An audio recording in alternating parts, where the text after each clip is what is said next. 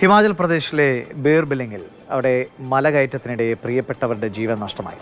2 ദിവസം അവരുടെ മൃതദേഹത്തിന് കാവൽ നിന്നത് അവരുടെ വളർത്തുനായയാണ്. കടുത്ത തണുപ്പാണ്, ഇരുട്ടാണ്, വിജനതയാണ്. പക്ഷേ ആ വളർത്തുനായ തളർന്നില്ല. അതിങ്ങനെ കുരച്ചുകൊണ്ടേയിരുന്നു. ആരുടെയെങ്കിലും ശ്രദ്ധ അങ്ങോട്ടേക്ക് വരാൻ വേണ്ടി അവൻ തൻ്റെ പ്രിയ യജമാനന്മാർക്ക് വേണ്ടി കുരച്ചുകൊണ്ടേയിരുന്നു.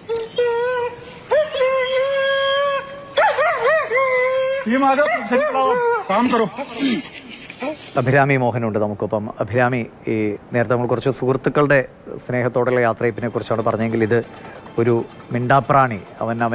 അവനെ സംരക്ഷിക്കുന്നവരോട് അവൻ എത്ര സ്നേഹവും ഉണ്ട്. നമ്മൾ ഈ പലപ്പോഴും നായയെ പറ്റിയുള്ള വാർത്തകൾ, അക്രമ വാർത്തകൾ കേൾക്കാറുണ്ടെങ്കിലും അതിനൊക്കെ അപ്പുറത്താണ് നായയ്ക്ക് മനുഷ്യനോടുള്ള സ്നേഹമെന്ന് നമ്മെ ഓർമ്മപ്പെടുത്തുന്നത് കൂടിയാണ്. ഇതെപ്പോഴായിരുന്നു, എന്താണ് ഇതിനെക്കുറിച്ചുള്ള കഥകൾ പിന്നീട് വന്നത്? ദിവിഷ്, നായയോളം മനുഷ്യനോട് ഇത്രയും സ്നേഹവും സൗഹൃദവുമുള്ളൊരു ജീവി മറ്റൊന്നുണ്ടെന്ന് തോന്നുന്നില്ല. നമ്മൾ തന്നെ ഇത്തരത്തിലുള്ള ഒരുപാട് നായ്ക്കളുടെ സ്നേഹത്തിൻ്റെ വാർത്തകൾ പങ്കുവച്ചതുമാണ്.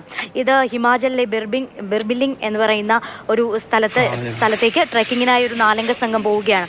അവരിൽ കാലാവസ്ഥ പ്രതികൂലമായതോടെ അവരിൽ 2 പേർ യാത്ര പകുതിവഴിയിൽ മതിയാക്കി മടങ്ങുന്നു.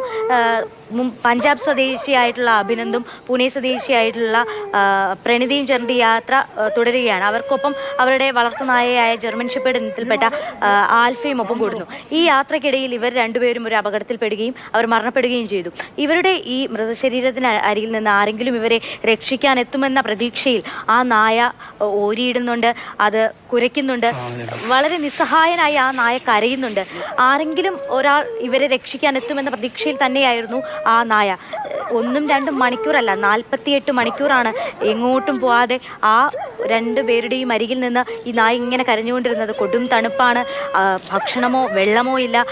ഇങ്ങനെ ഈ നായ നിന്ന് കരയുകയായിരുന്നു. ഇവരെ കാണാനില്ല എന്ന് പറഞ്ഞിട്ട് പരാതികൾ പോവുകയും അങ്ങനെ ഇവരെ തിരക്കി ആൾക്കാരെത്തുകയും ചെയ്യുന്നത് വരെ ഈ നായ ഉണ്ടായിരുന്നു. എന്നിട്ടും ഇവരുടെ മൃതദേഹങ്ങൾ താഴ്വാരത്തേക്ക് എത്തിക്കുന്നത് വരെ ആ നായ ഒപ്പം ഇതുപോലെ തന്നെ അത് കരയുകയായിരുന്നു.